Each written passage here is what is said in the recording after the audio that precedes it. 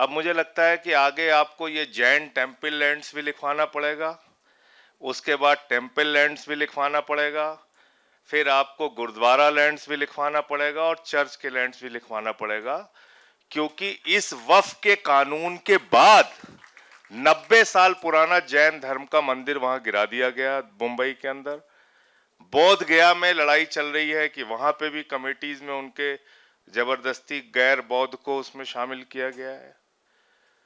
तो ये लड़ाई यहां तक सिर्फ सीमित रहने वाली नहीं है, और मैंने पार्लियामेंट में भी कहा था और यहां पे भी इस बात को कह रहा हूं कि इसके पीछे का जो बड़ा मकसद है, क्योंकि वक्फ की जमीनें सब प्राइम लोकेशंस पे हैं, तो उन सारी जमीनों को कब्जा करके अपने दोस्तों को वो जमीन प्रधानमंत्री देना चाहते हैं। ये मेरा सीधा आरोप है, मैं घुमा फिरा के बात नहीं करता, एकदम सीधा आरोप है।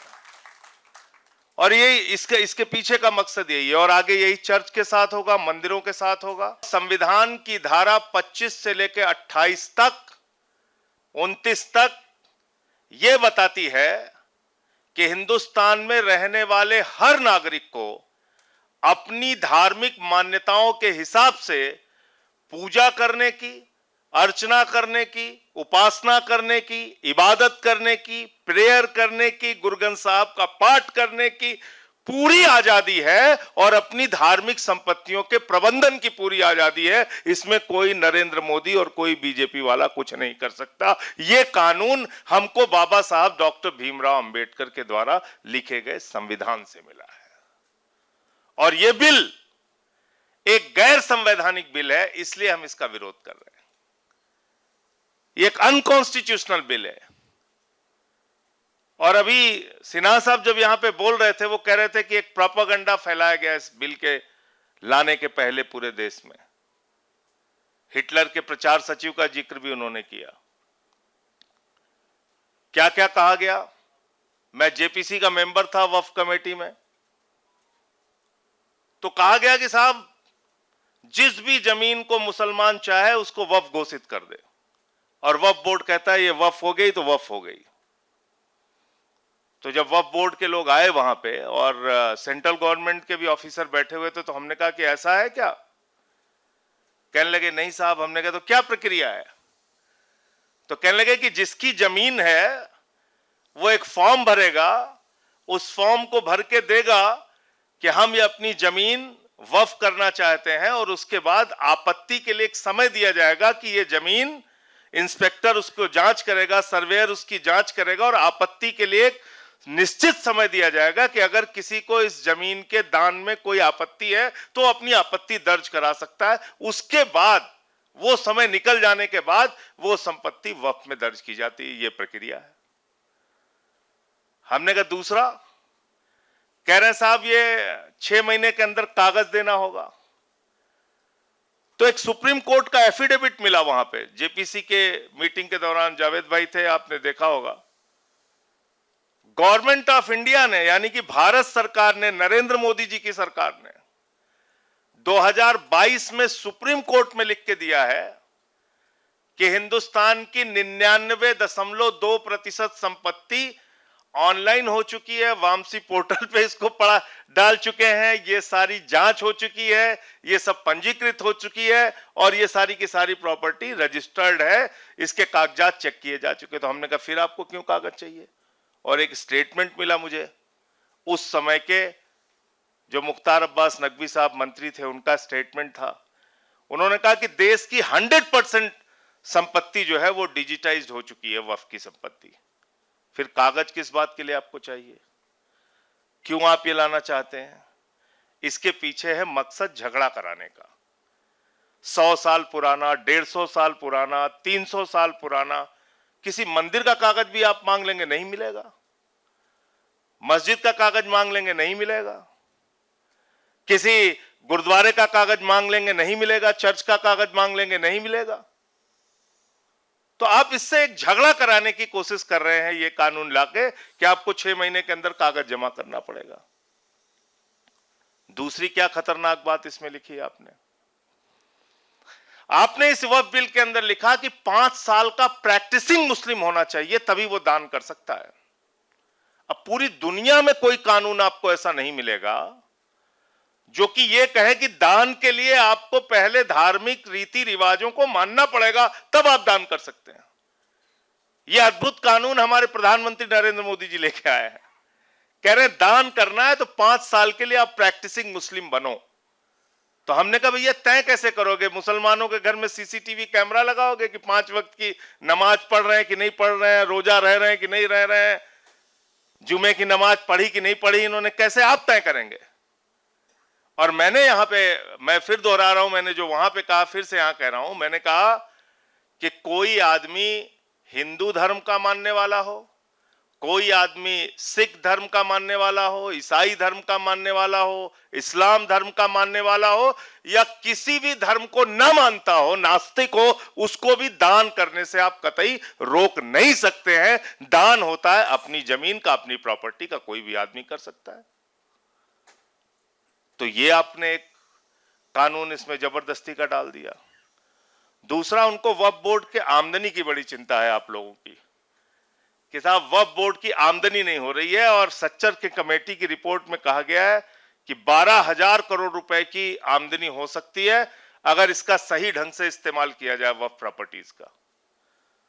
तो मैंने कहा भाई ज्यादा मेहनत मत कीजिए, आप सिर्फ एक अडानी को पकड़ के लेके आइए, वो नीरव मोदी को पकड़ के लेके आइए, 20,000 करोड़ रुपए उससे वसूलिए और 12,000 करोड़ रुपए आप वक्फ बोर्ड को दे दीजिए, 8,000 करोड़ आप अपने पास रख लीजिए।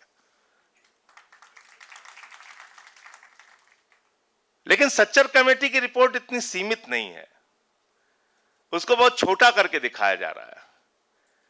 मैं चाहता हूं जो लोग वक्फ पे बात कर रहे हैं वो सच्चर कमेटी की भी रिपोर्ट पढ़ें, और उस सच्चर कमेटी की रिपोर्ट में यह भी लिखा हुआ है कि हिंदुस्तान के अलग अलग राज्यों में, चाहे वो दिल्ली हो, राजस्थान हो, उड़ीसा हो, मध्य प्रदेश हो, करीब करीब 363 ऐसी प्रॉपर्टी है, 363 ऐसी संपत्तियां हैं जहां सरकार ने वक्फ की जमीन पे कब्जा कर रखा है, जहां सरकार ने वक्फ की जमीन पे कब्जा कर रखा है। तो आप उन जमीनों को खाली कराइए, ये भी सच्चर कमेटी की रिपोर्ट में लिखा गया है। तो हमने कहा ये आप क्यों नहीं बताते? फिर कहने लगे हमें पसमादा की बड़ी चिंता है, मुस्लिम महिलाओं की बड़ी चिंता है। मैंने कहा इसमें तो कहीं रोक है ही नहीं कि मुस्लिम महिलाएं मेंबर नहीं बन सकती, वो पहले से ही है। दूसरा, पसमादा की आपको चिंता है तो एक सुझाव मैंने भी दिया, मैंने कहा भाई अगर आप ये चिंता आपको है तो ये चिंता आपको हिंदुओं के लिए भी सतानी चाहिए, और देश के 80% दलित, आदिवासी, पिछड़ा और महिलाओं को हिंदू संस्थानों के पुजारी बनाओ, कमेटियों में रखो, उनके बोर्ड में शामिल करो, तब आप बात करो। ये इस तरह की दोहरी बातें करने से फायदा नहीं है। दो तरफा आप चाल चलेंगे ये ठीक नहीं है, और दो तरफा चाल हो रही है इस देश में। दो तरह के कानून का नजरिया है इस देश में, एक अली खान महमूदाबाद के मामले में है और एक विजय शाह के मामले में है। और मैं अदीब साहब से कहना चाहता हूं, आप कोई पोस्ट लिखते हैं आप कठिन अंग्रेजी में मत लिखा कीजिए, कठिन अंग्रेजी में लिखेंगे तो मुश्किल हो जाएगी। साफ साफ हिंदी में लिखिए, उर्दू में लिखिए, उसका हो सकता है ट्रांसलेट करा लें। अंग्रेजी का तो भाटिया मैडम ने बता दिया कि हम उठा के जेल में डाल देंगे अगर कठिन अंग्रेजी लिखोगे तो ये हो रहा है। तो मैं सिर्फ ये कहना चाहता हूं कि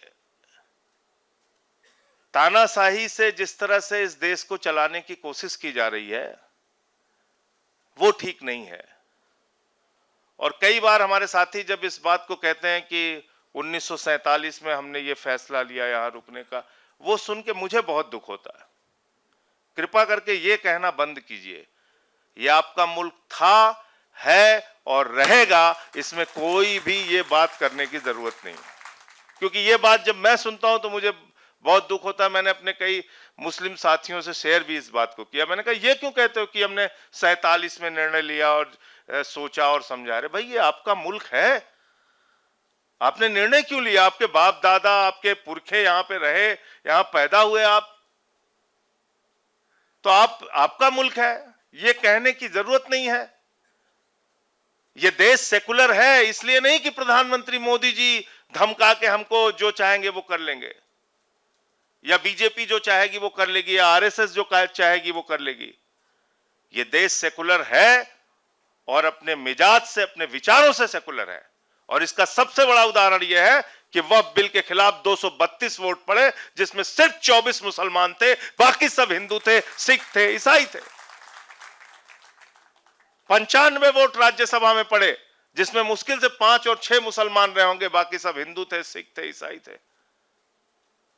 कोई भी गलत काम होगा उसके खिलाफ हम लोग आवाज उठाने के लिए खड़े रहेंगे, आपके साथ कंधे से कंधा मिला के खड़े रहेंगे। हो सकता है आज आपको लग रहा हो कि हम लोग कमजोरी की हालत में हैं। होता है राजनीति में, कभी किसी की संख्या ज्यादा हो गई, इसका मतलब क्या है मैदान छोड़ के भाग जाएंगे? बिल्कुल भागेंगे नहीं, आंख में आंख मिला के इनसे लड़ाई लड़ेंगे, अपने हक के लिए, संविधान के लिए, जायज बातों के लिए। उसमें पीछे हटने की कोई आवश्यकता नहीं है।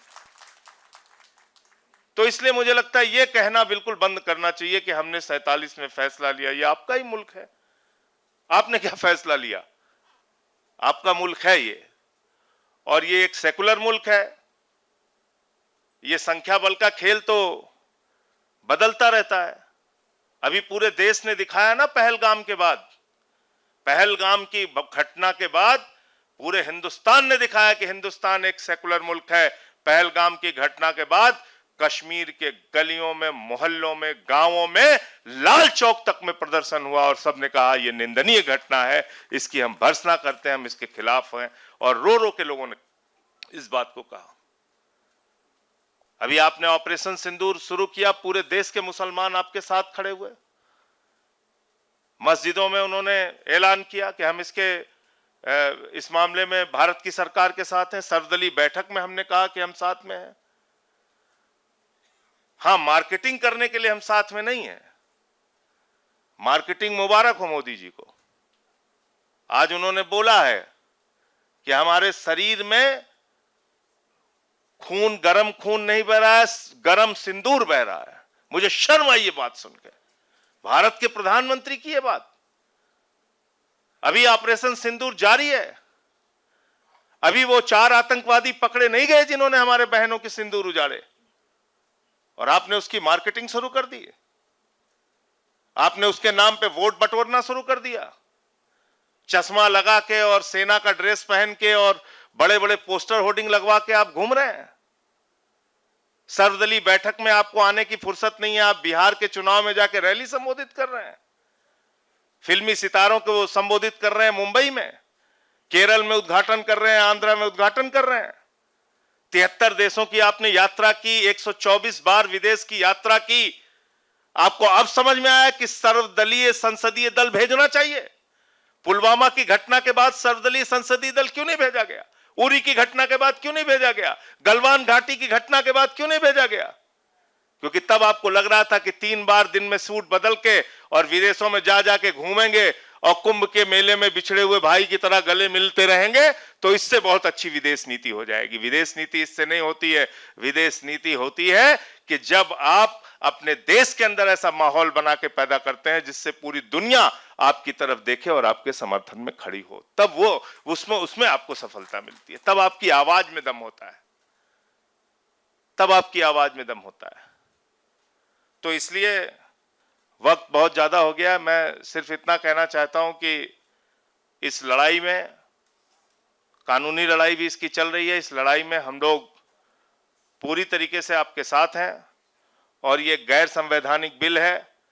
मैंने जेपीसी में भी इसका विरोध किया, पार्लियामेंट के अंदर भी विरोध किया। जब भी आपने बुलाया आपके साथ आकर इसका विरोध किया। आगे भी जब आप बुलाएंगे आपके साथ खड़े होके इसका विरोध करेंगे, लोकतांत्रिक ढंग से, संवैधानिक तरीके से, और जो अपने अधिकार हैं उसको लेके आगे बढ़ेंगे। बहुत बहुत शुक्रिया कि आपने मुझे यहाँ बुलाया और अपनी बात कहने का मौका दिया। बहुत बहुत धन्यवाद।